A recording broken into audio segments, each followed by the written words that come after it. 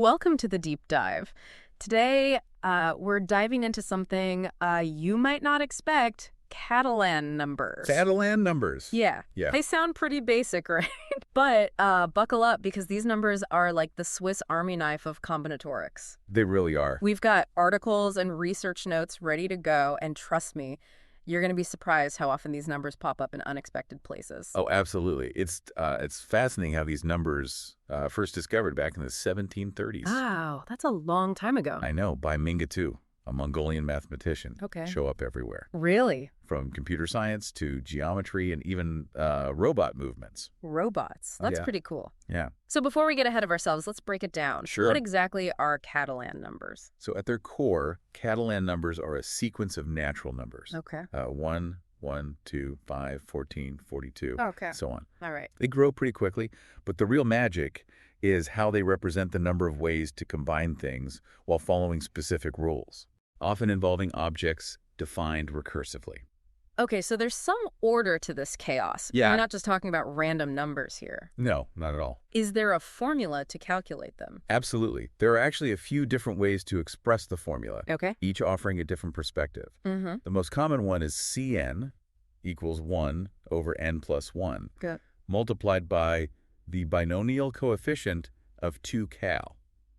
Choose nan, Okay. where n is the position in the sequence. Binomial coefficient. Yeah. That rings a bell from some distant math class. It's Remind me what that means again? imagine you have a bag of 2 char items, Okay. and you need to choose n of them. Okay. The binomial coefficient tells you exactly how many different ways you can make that choice. Gotcha. So in the Catalan number formula, Okay. it's all about figuring out how many ways you can choose n things out of a set of things, Okay. and then adjusting that number by a factor of 1 over n plus 1. Interesting. So we've got this formula, and it spits out these specific numbers. Mm. But how does that translate into real-world applications? So, You mentioned robots and geometry. right. Give me some examples. Let's start with something that might resonate with anyone who's ever written a line of code. Okay. Dyck words. Dyck words. Yeah, think of them as strings of characters, Okay. like x, y, y, with an equal number of x's and y's. Mm-hmm. But here's the rule. Okay. As you read the string, you can never have more y's than x's at any point.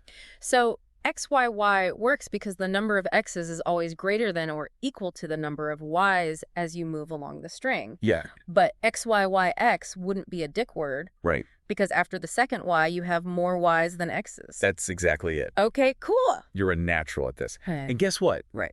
The number of possible Dyck words of a certain length Okay. is a Catalan number. Really? For instance, if you have 3 pairs of parentheses, Okay. Okay. how many ways can you arrange them to be correctly matched? Let me see. Sorry. That. 5 ways. 5 ways. So the number of valid arrangements for these parentheses Yes, is the same as the number of possible Dyck words of that length, exactly. which is C3, the third Catalan number. Precisely. Dyck words and balanced parentheses are just one example. Oh, there's more. Oh, yeah. Okay. Catalan numbers also pop up when we talk about dividing polygons into triangles. Polygon. Yeah, let's say you have a hexagon. 6 sides. Yep, and you want to divide it into triangles Okay. by connecting the corners Mm-hmm. without any lines crossing. Gotcha. The number of ways to do that. I'm going to guess a Catalan number. You guess it. Right. A Catalan number. I'm starting to see a pattern here. Yes, We're counting ways to combine things in a structured way, right. whether it's parentheses, characters in a Dyck word, Uh-huh. or lines in a polygon, Yeah. and avoiding certain forbidden configurations, Right. like unmatched parentheses or intersecting lines. Yeah. It's like Catalan numbers are the guardians of order in the combinatorial world. That's a fantastic way to put it. Awesome. And the applications go even further. Further. Oh, yeah. Remember those robots we talked about? Uh-huh. Imagine a robot moving on a grid, Okay. taking only steps to the right or upwards. Okay. The number of possible paths the robot can take without crossing above the diagonal of the grid is, Another Catalan number. you guessed it, another Catalan number. Wow. These monotonic lattice paths, as they're called, Monotonic lattice paths. are important for designing efficient algorithms. Okay, so Catalan numbers are basically the superheroes of combinatorics. I like that. They're solving problems in code, Uh, geometry, and even robotics. They are. Wow. And we haven't even touched on binary trees, Binary trees. which are fundamental in computer science. Okay. The number of possible binary trees with a certain number of nodes. Don't tell me. Catalan numbers again. Catalan numbers. Okay, my mind is officially blown. These Catalan numbers are everywhere. They really are. Yeah. And there are even more applications out there like stack sortable permutations Stack sortable permutations? and non-crossing partitions. Okay. It's a fascinating world waiting to be explored. I'm hooked. Yeah. But now I'm curious about the math behind it all. Okay. We have this formula that magically spits out these numbers. Right. But how do we know it actually works? Yeah. How do we prove it? That's a great question. Yeah. And luckily for us, there are several different proofs, each offering a unique perspective. Okay. Don't worry, we won't get bogged down in the nitty-gritty mathematical details. I appreciate that. But we'll highlight the key ideas behind a couple of the proofs to give you a deeper understanding. Perfect. Lead the way. What's the first proof we're tackling? One particularly elegant proof uses what's called the reflection counting trick. Reflection counting trick. It involves visualizing paths on a grid, just like with those robot paths we were talking about, Okay. but with a clever twist. Okay. I'm intrigued. Let's dive into that in the next part. Sounds good. All right, let's untangle this reflection counting trick. Reflection counting trick. Yeah, it sounds like we're about to step into a mathematical funhouse. It's definitely a clever technique. Remember those robot paths on a grid we talked about? Yep, those monotonic paths that can't cross above the diagonal. Yes. They were key to understanding one of the ways Catalan numbers pop up. Exactly. For this proof, we're going to stick with that same grid setup. Okay. Imagine all the possible paths from the bottom left corner to the top right corner. Okay. Some paths will stay below the diagonal. Those are our good paths. Yeah, those are our good paths, the Catalan paths. Uh-huh. And some will cross it. The bad paths. Those are the bad paths, exactly. Okay, so we're trying to count the good paths. Right. And this trick helps us do that by somehow dealing with those pesky bad paths. You got it. The reflection counting trick lets us count the bad paths in a clever way. Okay. Picture a bad path. Okay. It must touch the diagonal line that's one step above the main diagonal. Okay, I'm visualizing it. All right. The path goes above the main diagonal and hits that higher diagonal. Now here's the trick. Okay. We take the portion of the path after that point. After it hits that. Yeah, and reflect it across that upper diagonal line. Okay. As if it were a mirror. So we're flipping that part of the path. Yeah. Swapping some of the right steps with up steps. Precisely. And what happens is that every bad path, Okay. after being reflected, ends up at a specific point. One step to the left and one step above the original endpoint. That makes sense. Yeah. By reflecting it, we're essentially changing the ending position of those bad paths. Exactly. Yeah. And the key is that this reflection process is reversible. Reversible. We can take any path that ends at that new point Okay. and reflect it back across that same diagonal to get a bad path in the original grid. So there's a one-to-one correspondence between the bad paths and the paths that end at that shifted point. That's brilliant. That's a really cool trick. It is, isn't it? Yeah. And by cleverly counting the paths that end at that new point, Which we can do. which is a straightforward calculation, Uh-huh. we've indirectly counted all the bad paths in our original grid. And once we know the number of bad paths, Right. we subtract that from the total number of possible paths, Yes. which is also easy to calculate to get the number of good paths, the Catalan paths. Exactly. That's a seriously slick move. It's a beautiful example of how a visual, almost geometric approach can unlock a deeper mathematical truth. I'm really starting to appreciate the elegance of these proofs. It's not just about crunching numbers. No. It's about finding these clever connections and patterns. Absolutely. And, you know, there's another way to prove the Catalan number formula. Oh, there's more. Yeah, that offers a different but equally insightful perspective. Okay. It involves a concept called exceedance. Exceedance. Yeah, exceedance. Is that related to those bad paths exceeding the diagonal? Exactly. Exceedance measures how much a path goes above the main diagonal. Okay. It's basically the number of vertical steps that are above that diagonal line. So a path that stays below the diagonal has an exceedance of 0. Right. A path that just touches the diagonal once has an exceedance of 1. Yes. And so on. Precisely. The proof, based on exceedance, uses a clever algorithm Oh, great. to transform any path with a positive exceedance into a path with an exceedance 1 less. We're transforming paths again? This sounds a lot like the reflection trick. It's similar in spirit. Let's say we have a path with an exceedance of 3. Okay.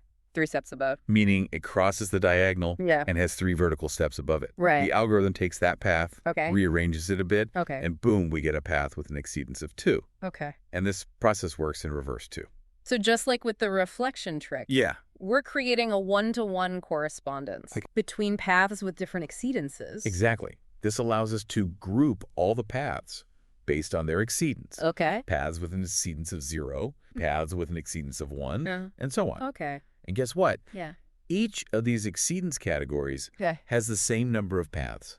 Wait, really? Each category has the same number of paths. Yeah. It is. That's wild. And since there are n plus 1 possible exceedances N plus 1. from 0 to n, Right. each category contains 1 over n plus 1 of the total number of paths. And that's where the n plus 1 in the denominator of the Catalan number formula comes from? Yes. It all clicks into place. It does, doesn't it? Yeah. This exceedance-based proof gives us another way to see why that n plus 1 term is there, Right.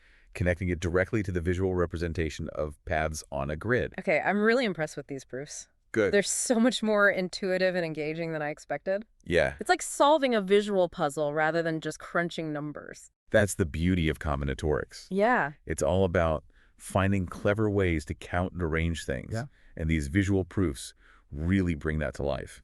Speaking of arranging things, Yes. we haven't even touched on that mysterious Hankel matrix yet. Hankel matrix. Yeah. I'm dying to know how that fits into the Catalan number picture.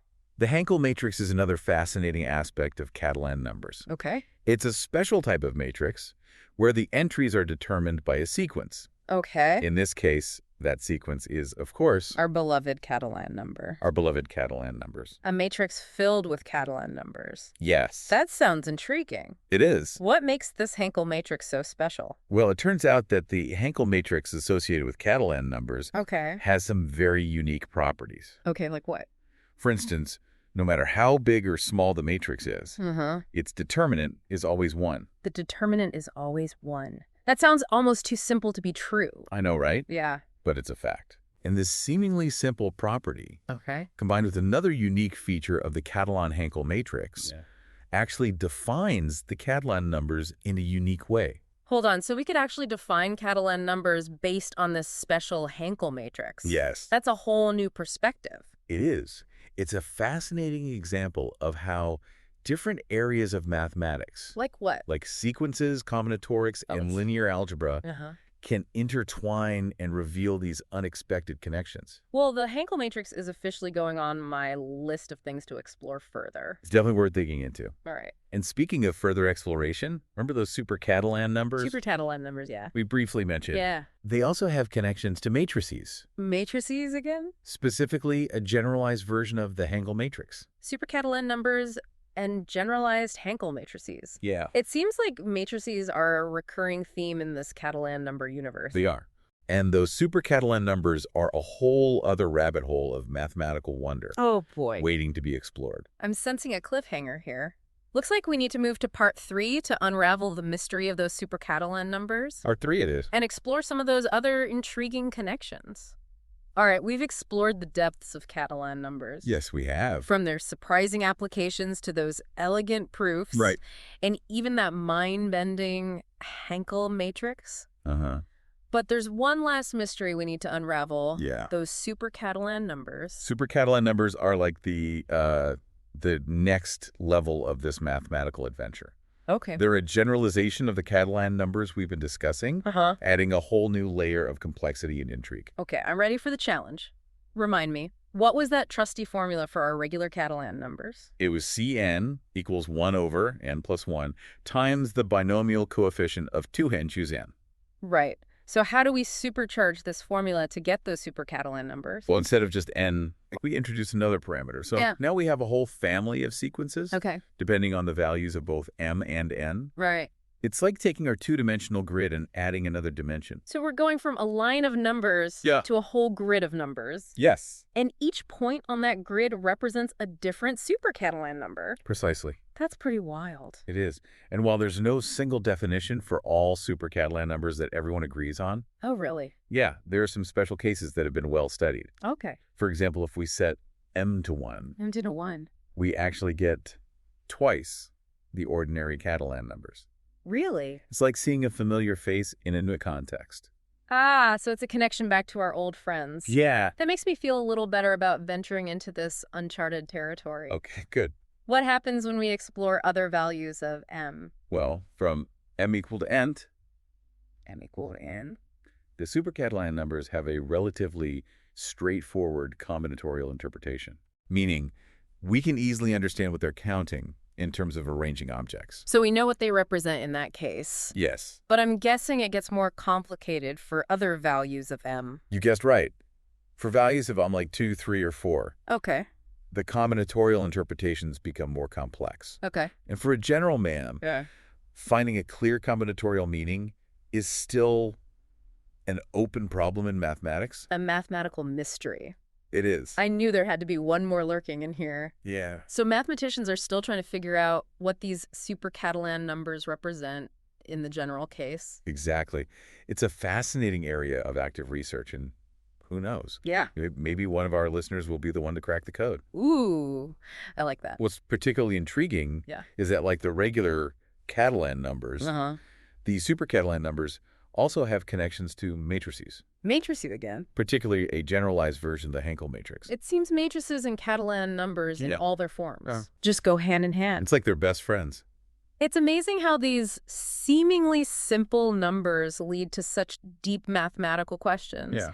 It's a reminder that even in a field as well established as mathematics, Right. there are still so many mysteries left to uncover. Yeah. It makes you wonder what other hidden connections are out there just waiting to be found. Absolutely.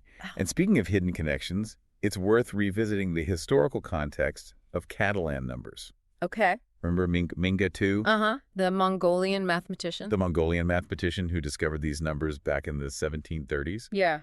His work wasn't just about abstract sequences. Okay. He was actually using Catalan numbers Oh, wow. to express trigonometric series expansions. Wow. I know, he was working on some pretty advanced stuff. Yeah. Especially for his time. Wow. Trigonometry and Catalan numbers. That's a connection I never would have imagined. It's really cool. It really highlights the deep roots these numbers have in various branches of math. It's like we're seeing the threads of a beautiful tapestry woven together. I like that. And remember that see also section in the Wikipedia article? Yes. It mentioned terms like Fuss Catalan numbers and Motzkin numbers. Yes, these are other fascinating sequences that are closely related to Catalan numbers. Okay. They're like different branches of the same mathematical family tree. It's like a whole universe of interconnected mathematical concepts just waiting to be explored. It is. And this deep dive has given us the perfect roadmap to start our journey. I'm so glad you feel that way. Yeah. It's been a pleasure diving into these fascinating concepts with you. Well, folks, we've reached the end of our Catalan numbers deep dive. We made it. We've explored their surprising application, demystified their formula with clever proof, encountered the mind-boggling Hankel matrix, Yes. and even caught a glimpse of those enigmatic super Catalan numbers. Oh, a glimpse. It's been quite a journey. I hope you've come away with a newfound appreciation for the power and beauty of these seemingly simple yet profoundly important numbers. I know I have. And remember, folks, this is just the beginning of your own Catalan adventure. Right. Keep those eyes peeled for unexpected patterns and connections. Yeah. Who knows where those Catalan numbers might pop up next? Until next time, keep exploring, keep questioning, and keep that mathematical curiosity alive. Thanks for joining us on the Deep Dive. Are you seeing